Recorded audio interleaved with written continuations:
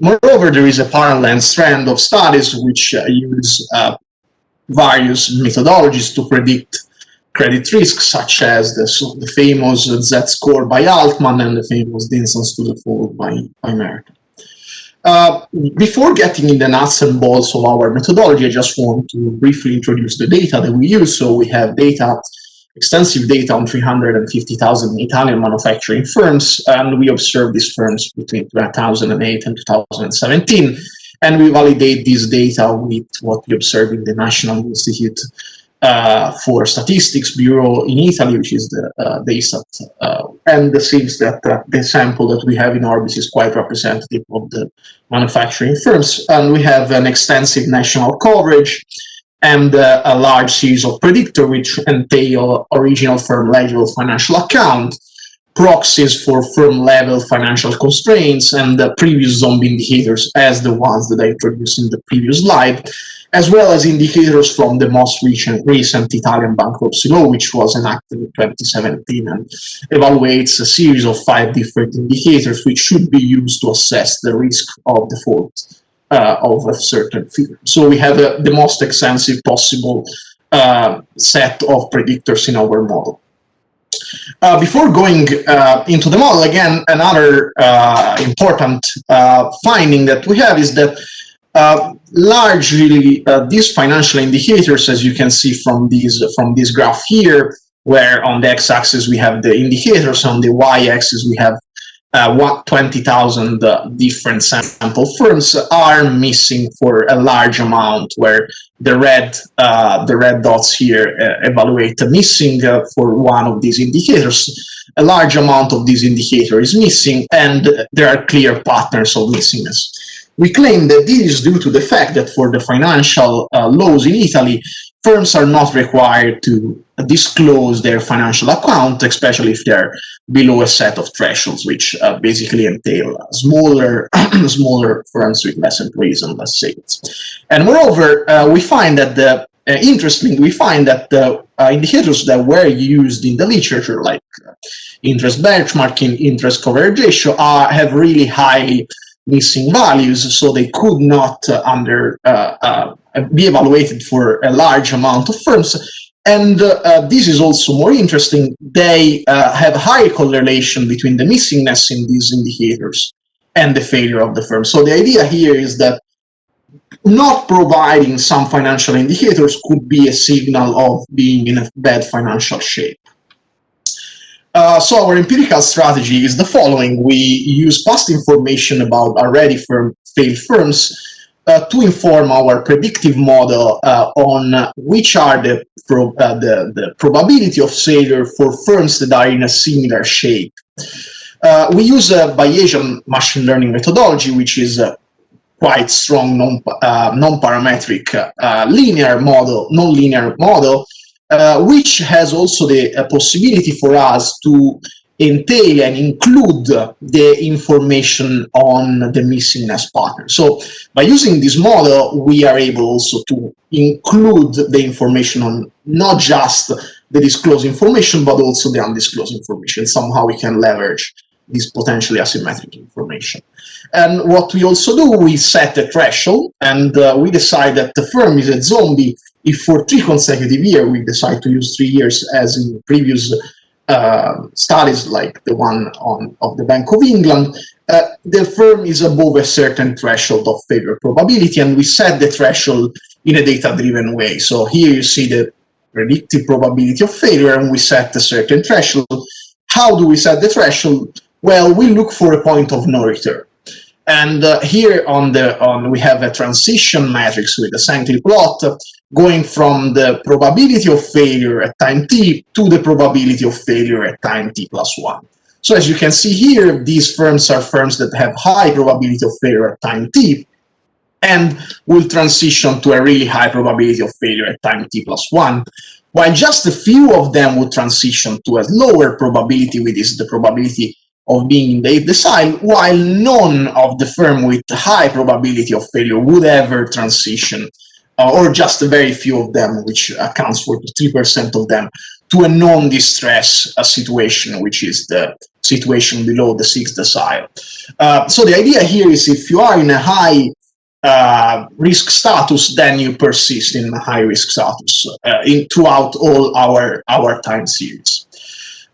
Then we use this information, first of all, to construct a predictive model using the information on the missing data by comparing first with a model source trace our BART-MIA methodology, which is the last one here, with other econometric tools such as Logit and machine learning tools.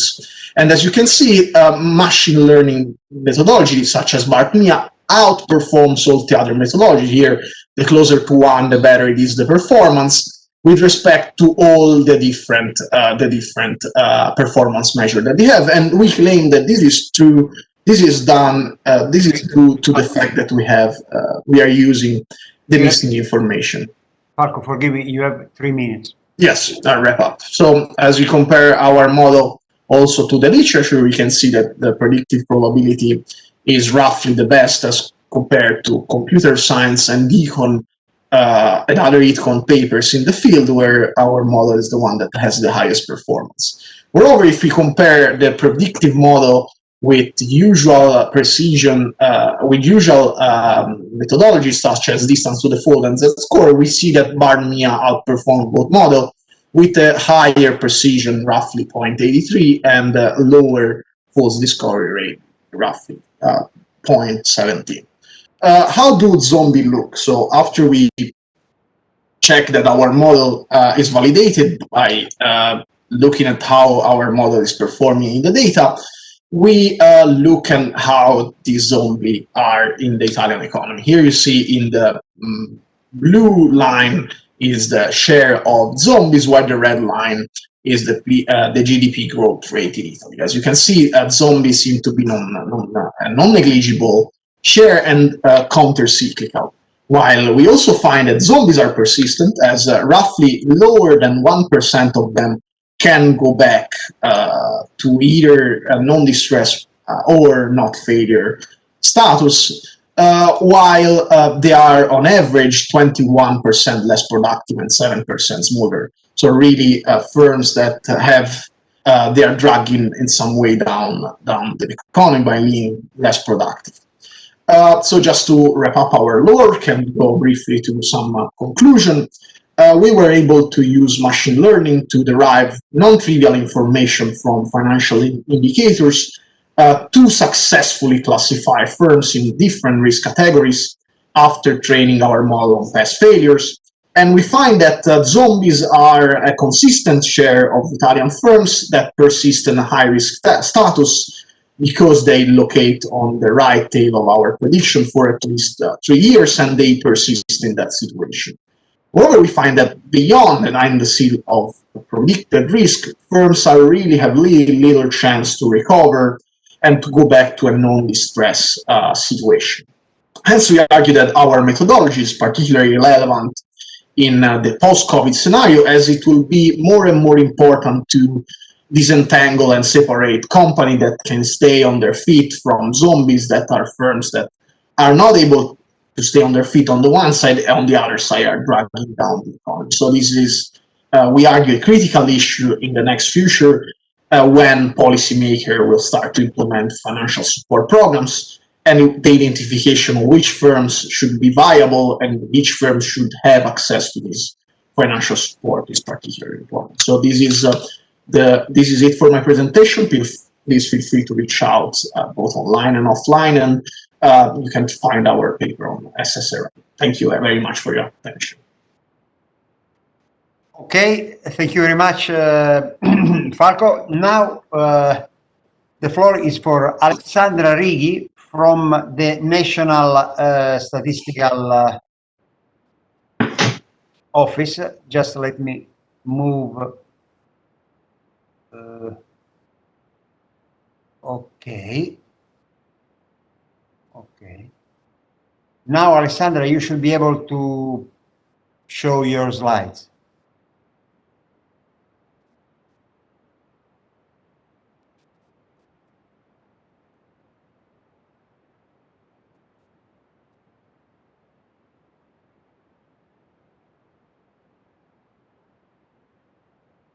Sorry, I think Alessandra disconnected. I don't know. I don't know if she can try to connect again. Allora la passo a Roberto. Oppure, otherwise, I don't know if you want to make a swap around. Roberto, Yeah. Alessandra just called me and she asked me to give you the floor and so that you can start the presentation. Okay. Okay, now. There. Check just a second where are the slides because. Right. Okay. Check my.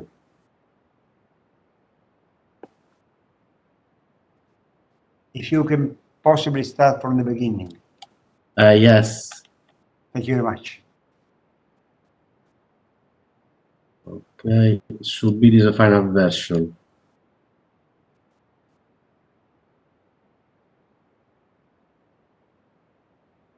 Okay. Can you see the slides? Yeah, presentation and then view. Right.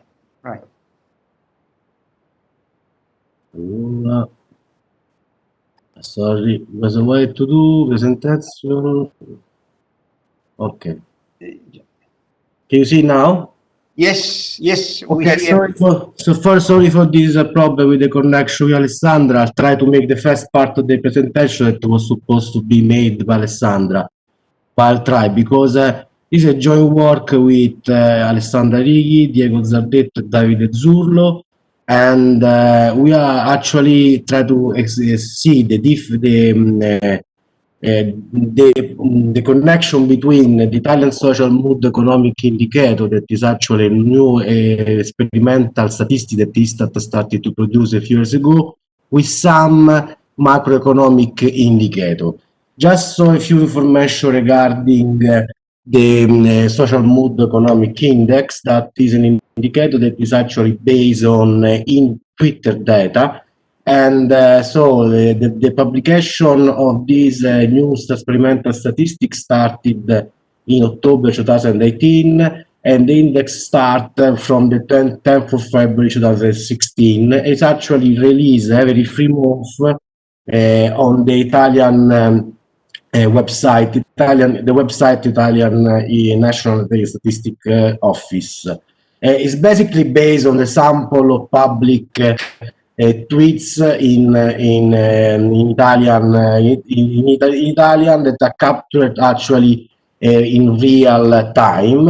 And this paper has the aim to actually to present the characteristics of this new statistical tool and also compare to verify the relationship of this economic indicator with some of the most important monthly macroeconomic indicators and daily macroeconomic indicators.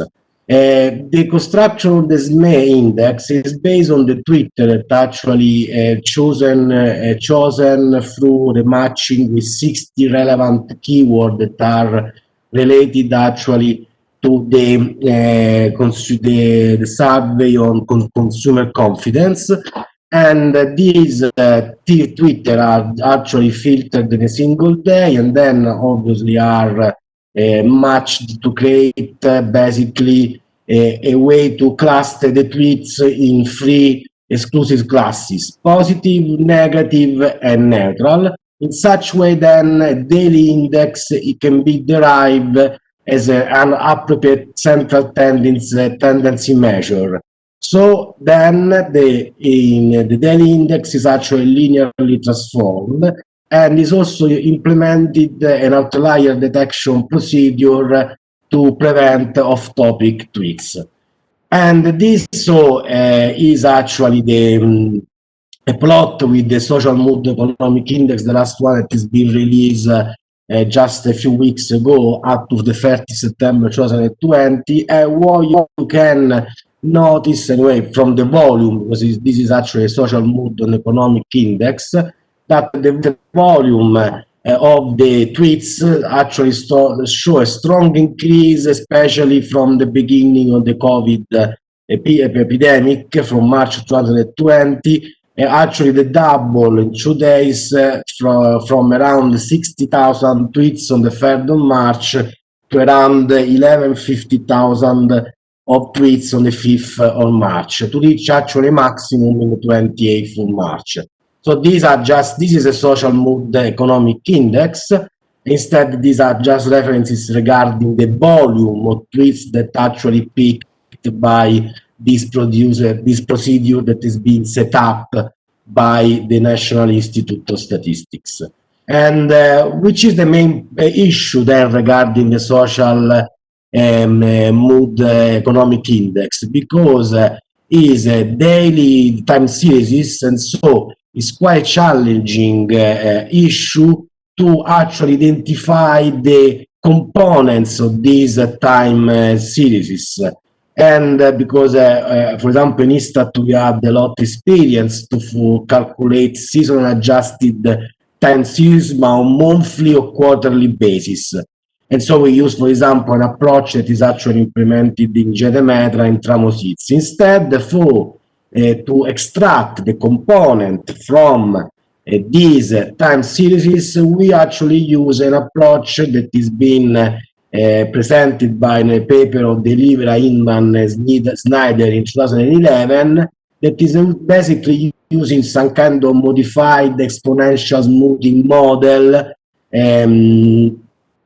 with to take into account multiple seasonality, because this is the problem that you have when you work with these daily time series compared to series that are monthly or quarterly.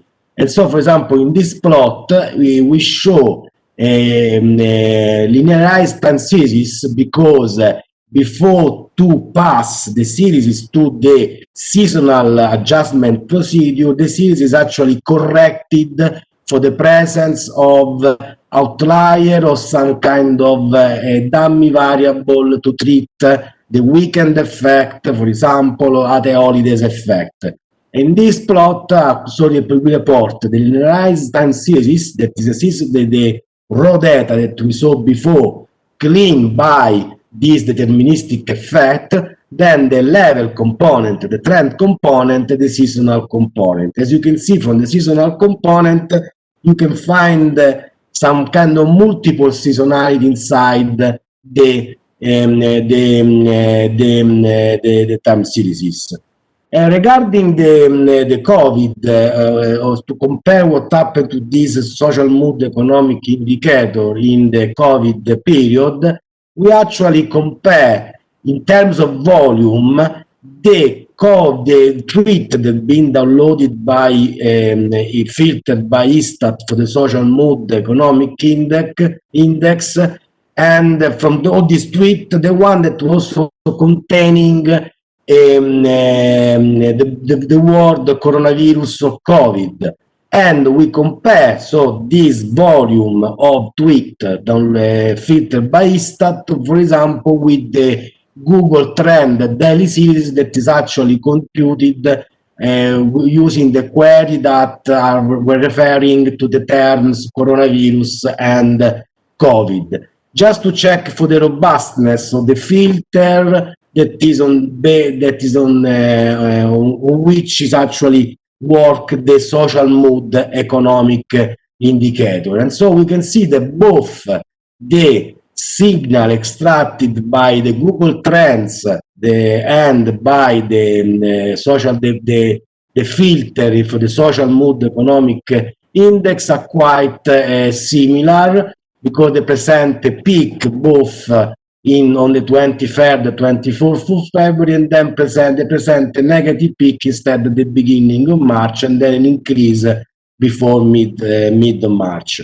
We compare these standardized series for the tweet that have the word coronavirus, COVID, as well with the time series that are downloaded regarding the new infected person and death coming from the CPD health risk associated with the coronavirus databases. Also, in this case, we see some kind of strong correlation between the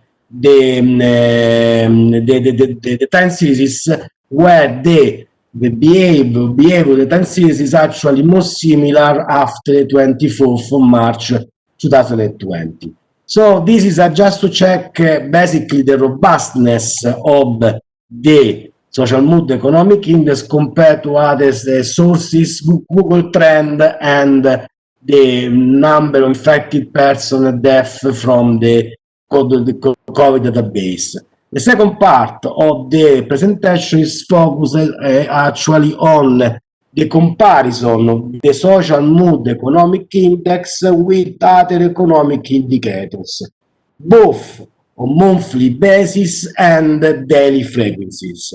So we use many indicators. For example, between the monthly indicator, we use the consumer. Sorry, Roberto, you have 3 minutes. Okay. So we use the consumer confidence indicators, the aggregate, the main component, data on the BI, Banco Italy card transaction, and other, anyway, macroeconomic indicator. And then we use also some daily indicators regarding POS and ATM that are used in a joint project with the Banco Italy. What we notice is there is a low correlation. So we compare the monthly average of the daily seasonal adjusted time series for the SME with the seasonal adjusted time series for monthly indicators. So what we found that there is a lower correlation for monthly indicator compared to the correlation that instead exists between the social mood economic indicators and other daily indicators as POS ATM. Actually, we found that the stronger correlation between the monthly data is between the social mood economic index and the POS time series. The POS time series is actually been treated as the social mood economic indicator, so it's been clean, corrected from using the removal of outliers or other deterministic effect, and then seasonal adjusted using the similar approach in Inman, Delivera, and Snyder using the procedure T-BATS in R. What we notice, we show then a graph of the level of the time series after the seasonal adjustment procedure, and you can see in red the social mood economic index, instead in black the POS, the indicator. For the last period where the correlation was actually quite strong. We tested the series are both integrated, and so what we did the co-integration analysis for the two time series.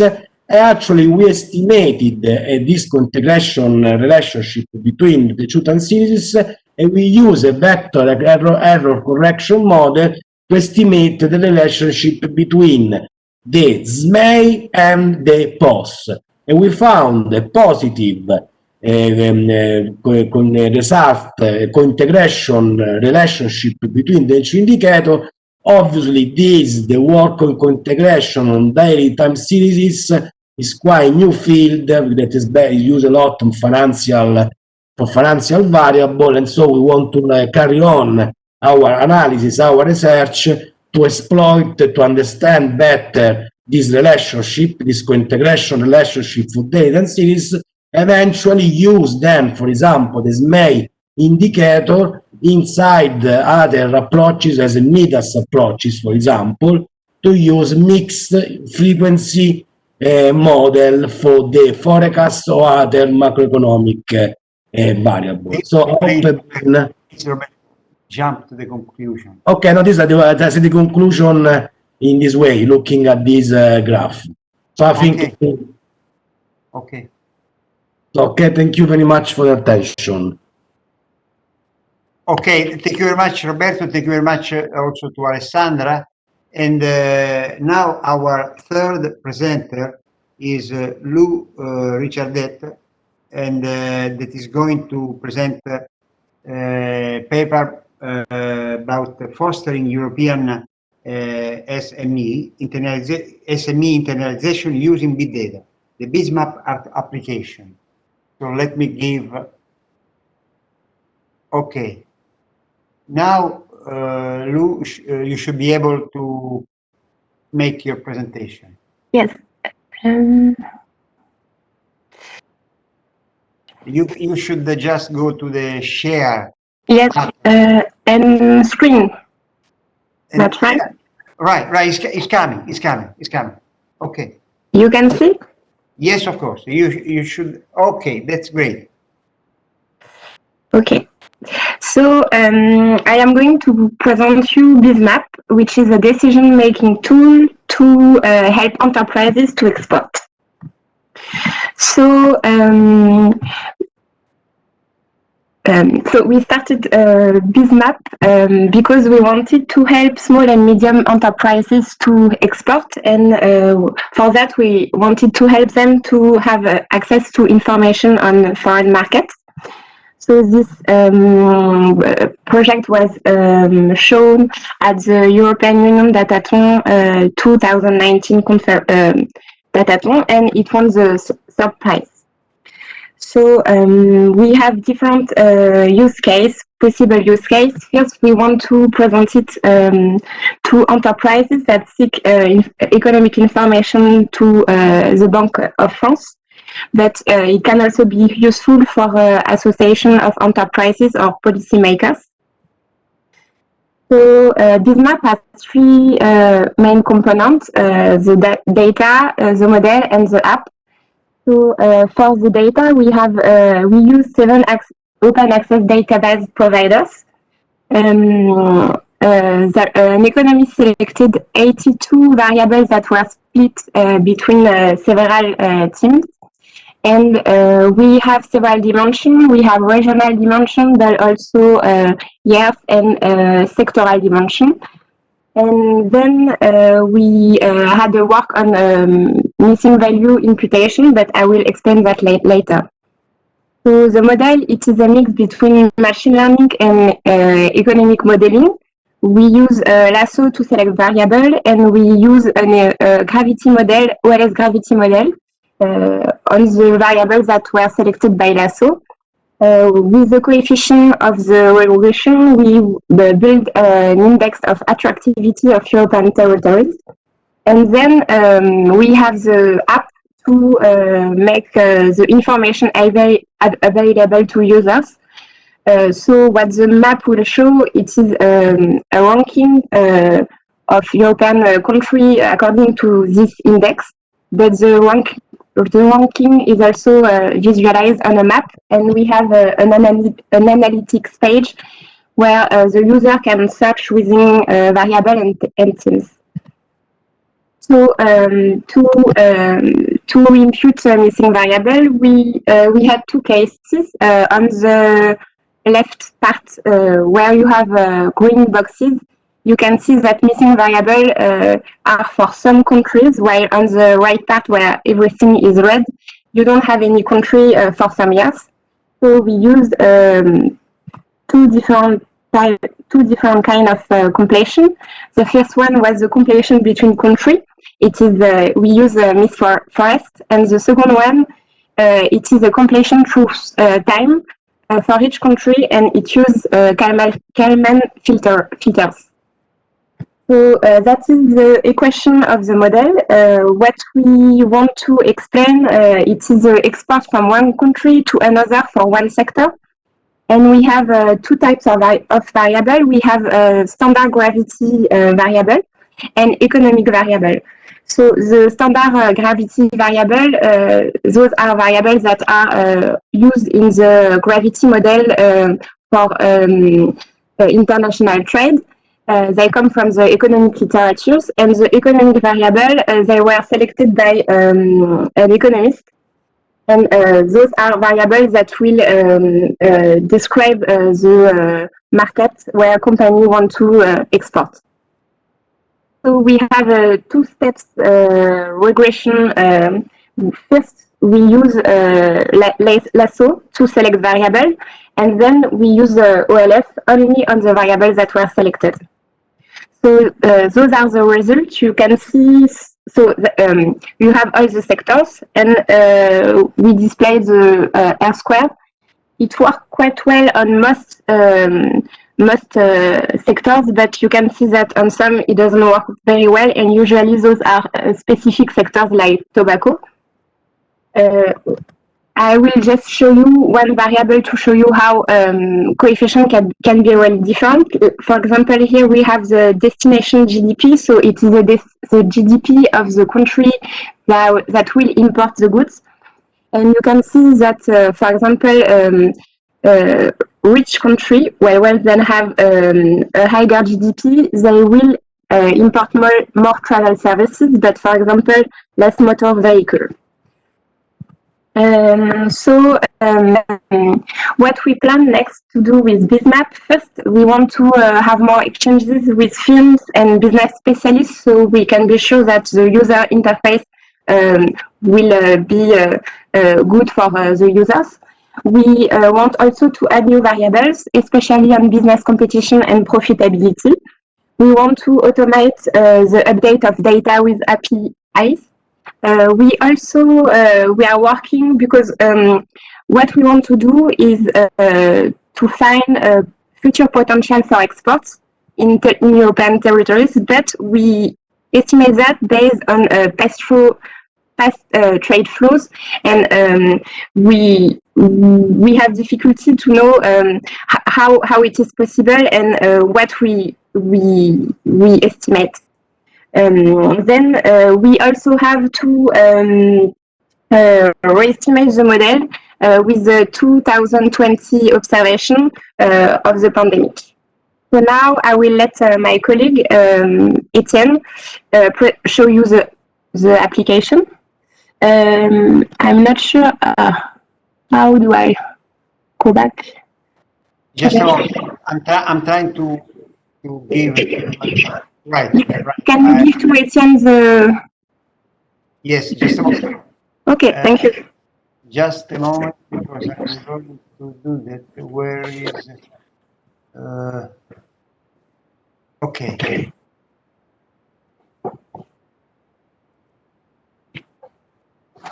Now you should be able to make your presentation. Okay, great. Thank you. Now I can share the app. Can you hear me clear? Yes, we can. Yes, we can. Very well. Okay, great. Thank you. So I will present you the app that we've built for this project. That is a decision-making app for the enterprise that will be probably included in the Bank of France services. So when you land on the application, you have a map of Europe.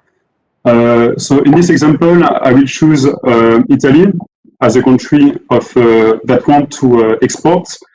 And I've checked a bit on the internet, and I've seen that Italy have quite much export regarding pharmaceutical. So this is the sector that I'm going to take. So it's the sector of basic pharmaceuticals. So when I do the selection, I have the predictions are being computed by the engine, and then we have coloration of the country according to the score that they get. So the score that is low, that is close to 0, will have colors darker, such as purple, and the country with really high rank will have colors close to the yellow and light. So as we can see here, for the project of export of pharmaceutical from Italy, the recommended country will be United Kingdom as a first country, and really close will be like Germany. So because we estimated the model using lasso, we can decompose this score using the various variables of the model. And what we can do is we can aggregate the contribution by teams. So as my colleague presents you, there is multiple teams in the application. For instance, demography and standard of living, distance, which is quite important for gravity model, economic prospects, financial condition, institutional environment. Just to be clear, when the contribution is close to 0, for instance, for economic prospects, it doesn't mean that UK is average. It just means that the contribution of this team is not really high and is close to average. So we can click on other country to have the contribution for the team of this country. And what we also have is we have a tab that is up there called Analytics that we can click on, and where we have a way to compare the different countries. For instance, we compare the top 6 countries. So on the left-hand side, we have the ranking again. So we can see that UK and Germany actually are quite close. Spain and Poland are also quite close. And we can compare the different teams between countries. So for instance, we can see that demography and standard of living is a high selling point for Germany, and a bit less so for France and UK, but still. Or that we can see is like institutional environment, the contribution of the team for United Kingdom is like substantial compared with Germany and France, for instance. What we can also see is the contribution of the most important variables. So the teams are composed of variables. So because we have estimated the effects for each of these variables, we can have the contribution by variables. So as we can see is that the total population variable... Ian, forgive me, you have 3 minutes to go. Okay, will be enough, I think. Thank you. Thank you. So as we can see, the variable total population has the most substantial contribution for almost all countries. And we can see also that for the sector of pharmaceutical, variables such as political stability also have a contribution, even though it's to a lesser extent, it's still contribution, and we can see that the UK and France is like not too bad on this regarding to this contribution.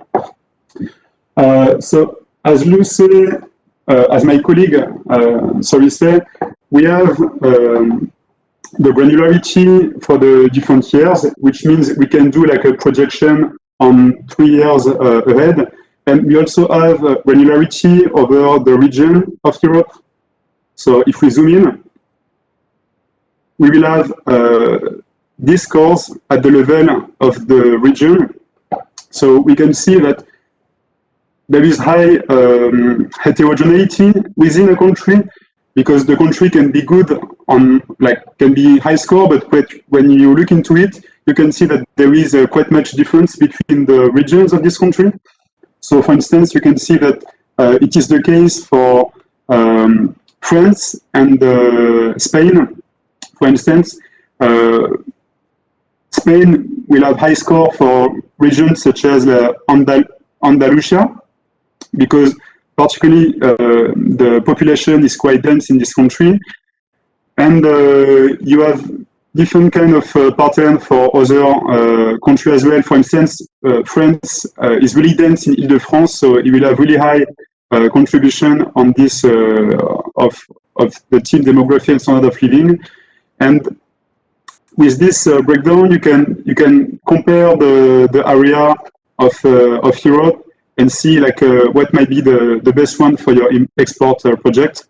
And as well, you can also go to the analytics panel and also have the same kind of decomposition that we saw before for the national level.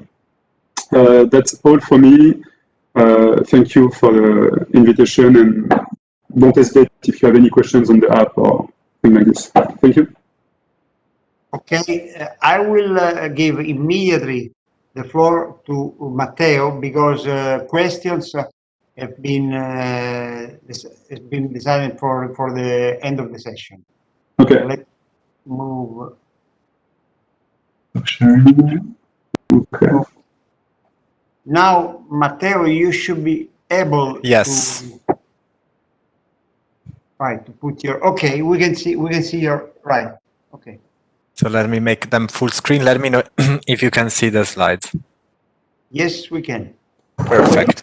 So thank you for the invitation to present this paper. This is a joint work with two colleagues at the Federal Reserve Board in DC, and I'm at the New York Fed, so the usual disclaimer applies, and the views here are only our own views and not of our employers. So we are interested in cyber attacks. Why are we interested in cyber attacks? Because they're the most pressing concerns for firms, and there is relatively little research about that. They are an ever-changing threat with their actors, objective, and techniques, from small hackers to state actors that have more sophisticated techniques. And we will be focusing on these state actors and their effect on the economy, and in particular on supply chain networks. Our focus on supply chain is because customer-supplier relationships are key for the transmission of shocks. You can think of things like COVID-19 pandemic or natural disasters. The effect through supply chain seems an important dimension to study, and as I will argue, this is particularly the case for cyber attacks. So this is the goal of our paper. In particular, we asked three research questions. The first one is, can the effects of cyber attacks on the firms that are directly hit by the attack propagate downstream to the customers and upstream to their suppliers? So the supply chain dimension to our research question. The second, how do firms in the supply chain cope with the shock? Are the real effects of the shocks? We look at investment and employment, and do actually financial markets through banks help mitigating the impact of these shocks? And to the extent that these shocks affect supply chains, do we see some sort of effects on how the network in the supply chain takes place? So background of the experiment we look at, it's an empirical paper, and in particular we look at the cyber attack in 2017 known as NotPetya, and here you can see a screenshot of the laptop, basically, of those that have been hit by the shock. It was an effort by the Russian military intelligence targeted at Ukraine. We are in 2017, in the middle of the Crimea crisis, and not surprisingly, the Russian military intelligence was attacking Ukraine. However, this attacked the software that was widely used for tax reporting. And the cool thing for identification in our paper is that if global firms that had a subsidiary or had a connection with an Ukrainian firm got infected. In particular, the cyber attack inadvertently spread beyond its original target and infected global firms through their Ukrainian subsidiaries. And here you have the list of our 10 directly hit firms, and include gigantic firms like Merck, FedEx, and Saint-Gobain. And the list is here with the estimated direct cost of this cyber attack. Also, the geographical spread of these directly hit firms is quite large, and you can see they are spread all around the world, but also their customers and suppliers. So here in red you have their suppliers that you can see they are located in Europe, Asia, Australia, a bit in South America, and mostly in the North American continent. So this is a typical structure of the supply chain that we are interested in. Suppose the directly hit firm is Merck, which is a firm that is hit in our experiment, and then we will also be looking at the effect on suppliers and customers. How do we do that? Thanks to what we believe is a very rich data set. We identify first the directly hit firms from SEC filings and the Dow Jones Factiva data that basically collects newspaper articles. And then the second source is global supply chain relationship from FactSet Revere. In particular, we observe 1 million relationship between large firms around the world. This way we can connect those 10 directly hit firms with their customers and their suppliers. Then we need some sort of firm level data to understand their balance sheet or income statement of these firms, and we rely on Bureau van Dijk Orbis data that has been already exploited in academic research. And finally, we take advantage of the Federal Reserve proprietary low-level Y14Q data. And I see many Europeans here. This is a sort of a credit register for the US. So as close as we can get to a credit register in the US. Identification strategy. An experiment like this calls for a difference in difference identification strategy. And here you see our regression analysis, where a unit of observation is IJT. You have a firm I operating in an industry country pair J at time t. And the right-hand side, as in a standard different indifference, you have a post-dummy that lights up after the shock and affected if the firm is affected, or if you are a customer of an affected firm or a supplier of an affected firm. So in the first part of the analysis, we ask, can the effects of cyber attacks on directly hit firms propagate downstream to customers and upstream to their suppliers? We estimate the regression I've seen you before, first focusing on customers, so downstream propagation. In the first 3 columns, we have operating revenues. In the last 3 columns, you have EBITDA over asset as a measure of profitability. And you see that the disruption caused by the cyber attack strongly propagated downstream, both in revenues and profitability. And it's an economically significant impact, a 5% drop in operating revenues and a 2% drop in EBITDA following the shock compared to similar firms. And then we can go one step down, and as we establish an effect to customers of directly hit firms, we can check if there is an effect to customers of customers, and that we don't see this effect, this propagation to the second layer in the supply chain. It would be interesting then to see whether suppliers are affected, and actually we don't find any effect on suppliers, so no statistically significant upstream effect. And this is consistent with recent literature, for example, Farah and co-authors in the JFE 2020 in the context of credit supply shocks. Since we've established a supply chain effect downstream to the customers of directly hit firms, it would be interesting to see whether supply chain vulnerabilities matter. What I mean by that, I mean that we want to check whether our effects vary based on the number of suppliers for a customer in the same industry of the directly hit supplier. In other words, if you're a customer of a directly hit firm, can you undo the shock, for example, by buying your inputs from another firm? That should be easy to do if you already have established relationship with many suppliers. And that's what we have in this graph over here that shows that the supply chain disruption is larger for customers with fewer suppliers. Similarly, you might find easier to find your input from another firms if that input is not highly specific.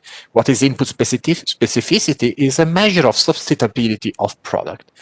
And consistent with Barrault and Sauvagnin 2016 QJE paper, we see that disruption among customers are more severe when directly affected firm produces a more specific, less substitutable product.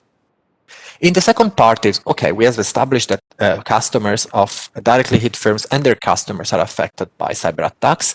The second step is, how do firms cope with this attack? Are there any real effects, and what do banks do as playing a role in mitigating this effect?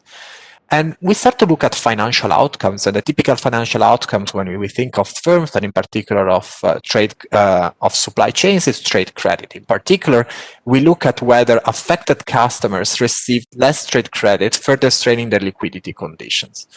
And that's what we observe in the first three columns, where it's the usual standard specification that I've introduced before, estimated now with trade credit as a left-hand side variable. So since that there is a contraction in trade credit from those directly hit firms to their customers. And then the question is, how do these customers cope with this shock? And we see that they increase their long-term debt. They seem to borrow more, both from banks and the financial markets, and they decrease their liquidity buffers. That's why you have the liquidity ratio as a left-hand side in the last 3 columns of this table. And given that firms are able to increase their borrowing and reduce their liquidity buffers, the question is that enough to avoid a real effect in terms of lower employment? And seems to be the case in the sense that affected customers have similar employment growth and wages after the shock relative to firms in the control group. And we can further look at liquidity management and have a look at long-term debt over asset and liquidity over asset, this time at the low level using our Y14 data, and everything is confirmed in that section.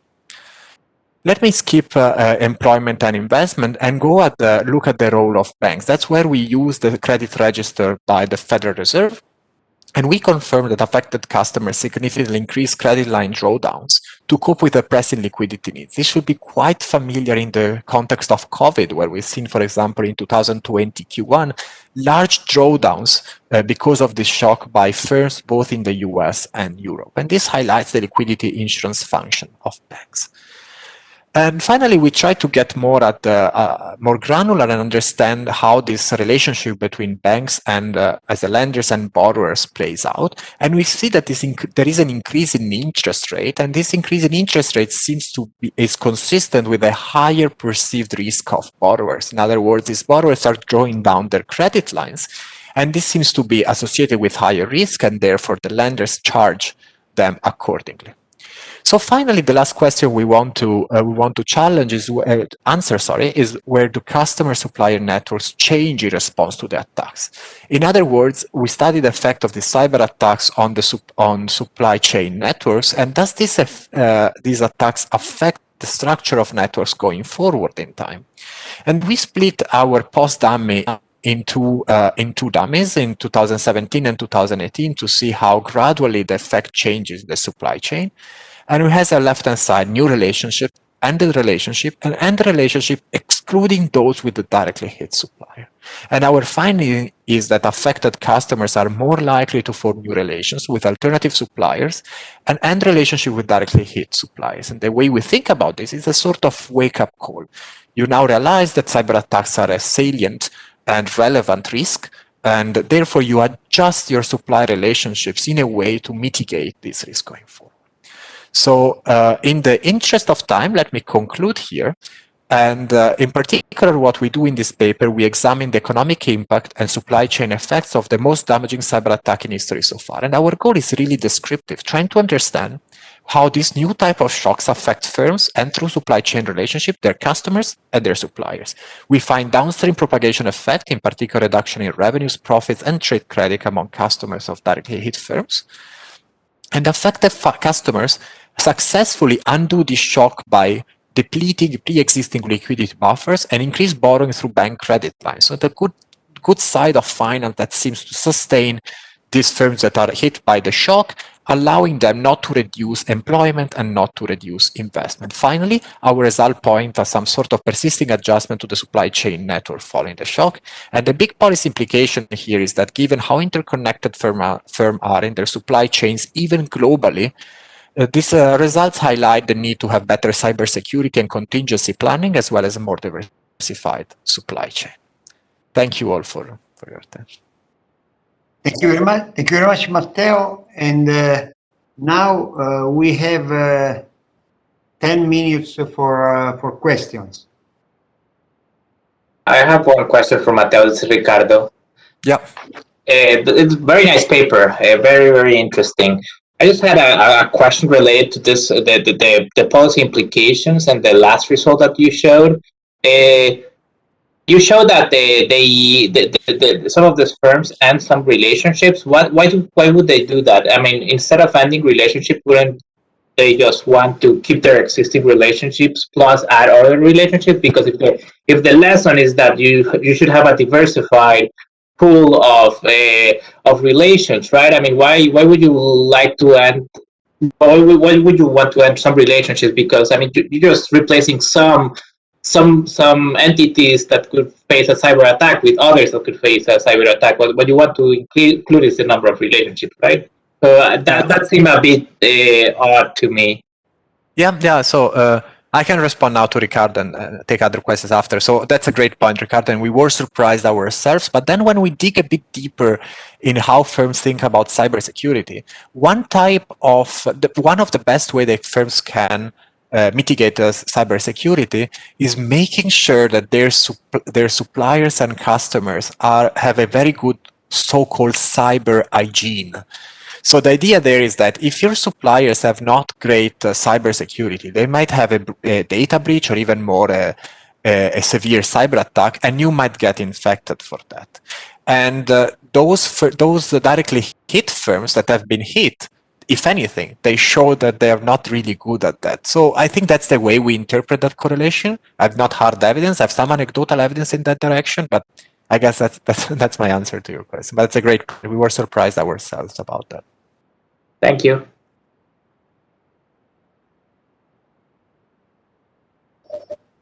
I have a question for Richard and Etienne Kinsler.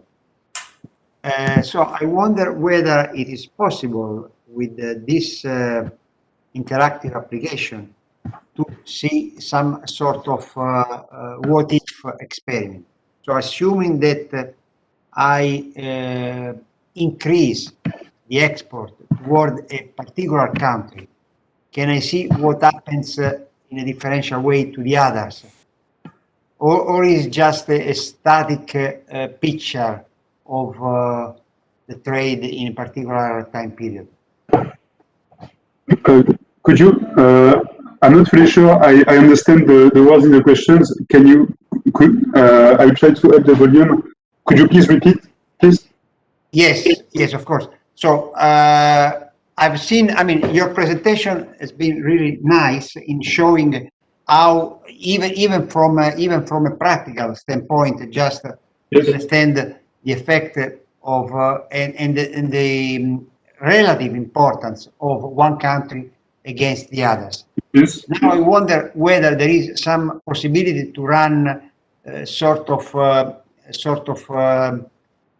differential analysis, saying that I increase the trade toward one country. For example, I increase the trade between France and Italy, yes. And I wonder what happens to the share, trade share, to other countries like Germany, like UK, and whether it's possible with this tool to analyze things like that, some comparative analysis.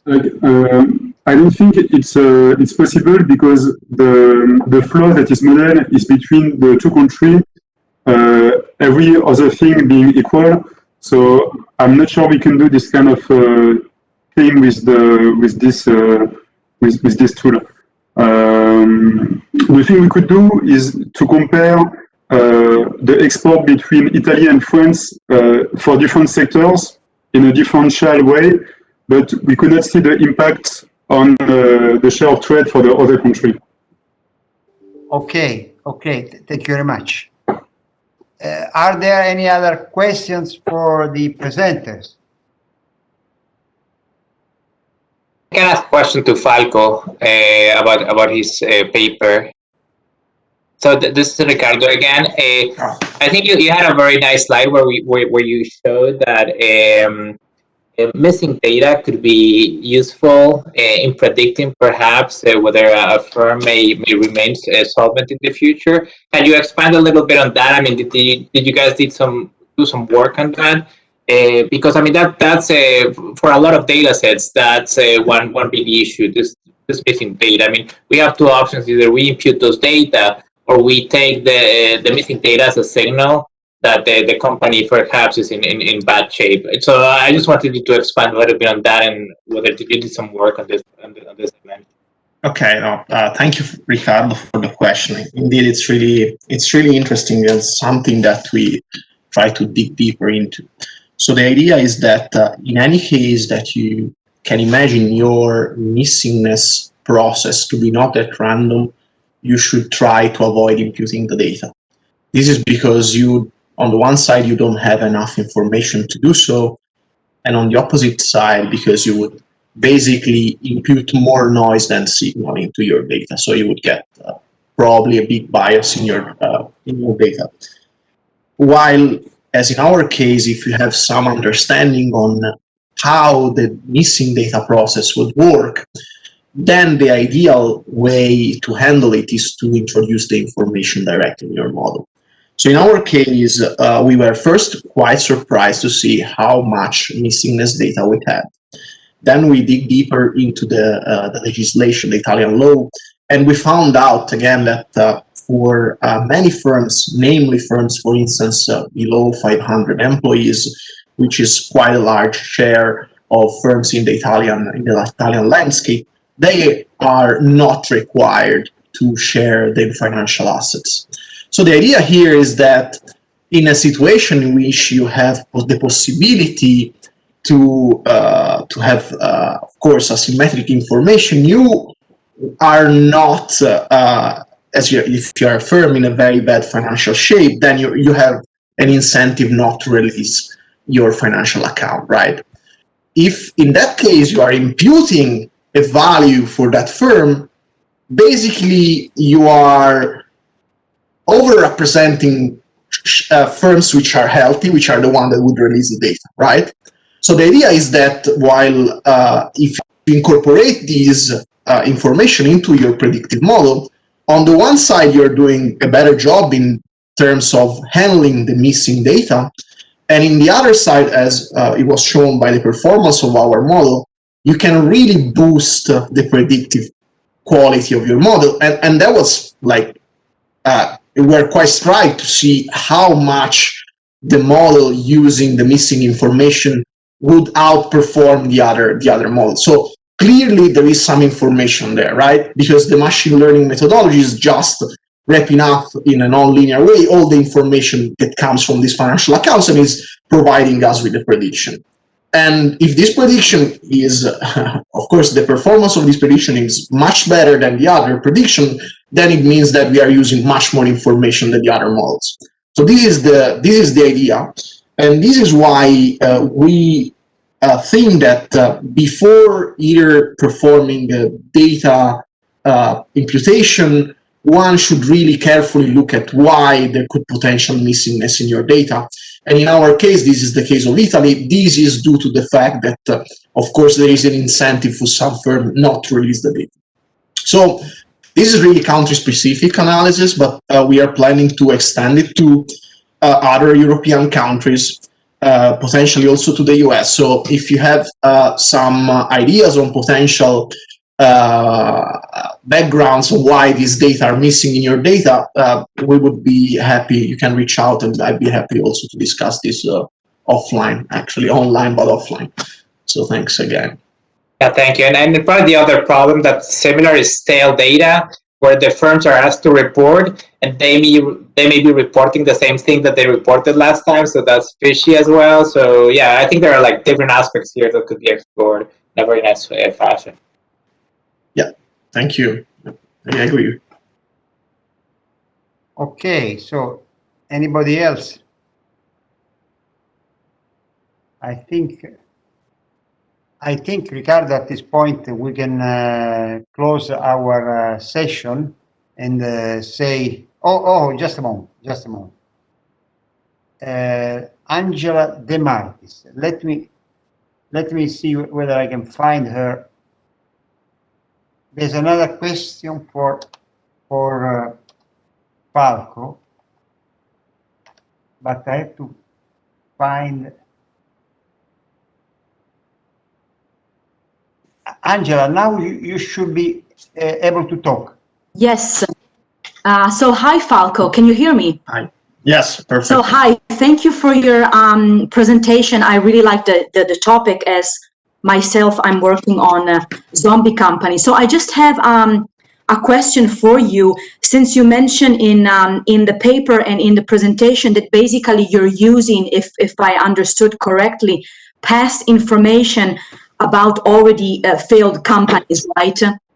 So I was wondering, since you're using Orbis data, usually you have the possibility to know active, inactive information about the companies, whether it is a companies that can go bankrupt or in default. So actually, there is this huge literature, mainly in corporate finance, that actually tells us that zombie companies, or actually, let's put it this way, that financially distressed companies are actually something else, in the sense that they have also other characteristics that are not as similar to zombie companies. So I was wondering if you're also able to disentangle this, since you often talk about distress and bankrupt, and you also mentioned using the Z-score of Altman, but this pertains mostly to distressed companies, which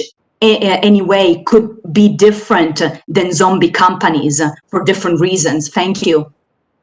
Yeah, no, I think this is really a great question. And so the idea is that, of course, in an ideal scenario, we would have available information on the ground truth. The ground truth being which are the firms that are zombie. Where is the problem there? The first problem is that there is not a common definition in the literature of zombie. Again, as I introduced in the slide, literature slide, there are some papers defining zombie as firms for which the interest cover ratio is below 1 for 3 consecutive years. Other defining a zombie as a firm with negative value added, and so on and so forth. So the idea is that we could not be able to perform a predictive model where the ground truth, so our response variable, is unknown, as in this case. So we try to take a little bit of a different perspective, and our perspective was to provide a definition which was based on the survival side of the story.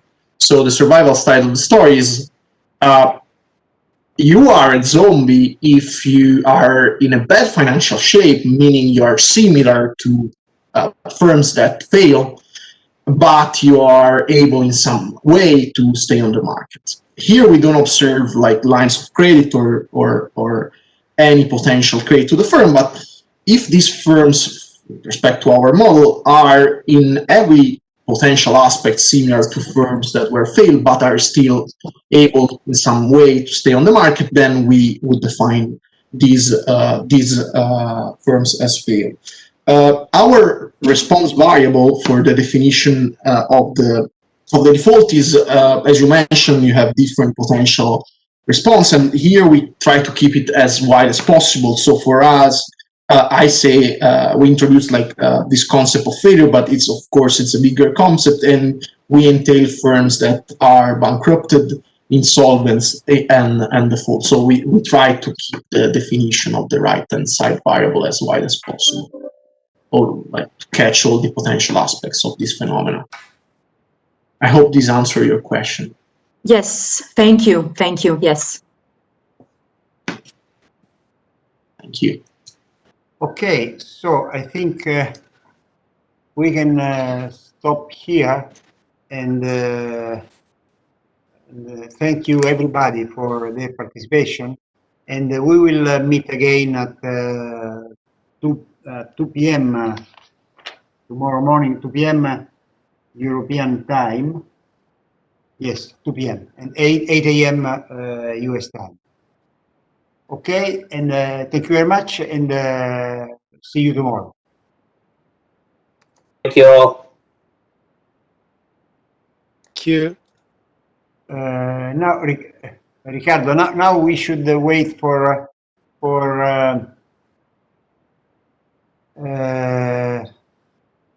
Yuri.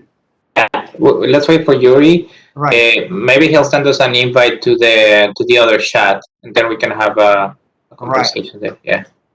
Right. So, so I think at this point we can close this. Yeah. Yeah. You can call him if you want. Or Yeah. we can. I can. Okay. Let me. Andrea, can you hear me? Yes, can I hear you? Tell me. I think we can close room A. No, So that not you can close. So you want close? yeah, because You must. now we have a meeting on Zoom with Yuri, so we have to go somewhere else. So what am I stopped the recording. You may stop recording. Okay, I see. There is a X red. Okay, Right. click So I can do on X and not leave event, but end of all. and even for all. Okay. Yes. Got it.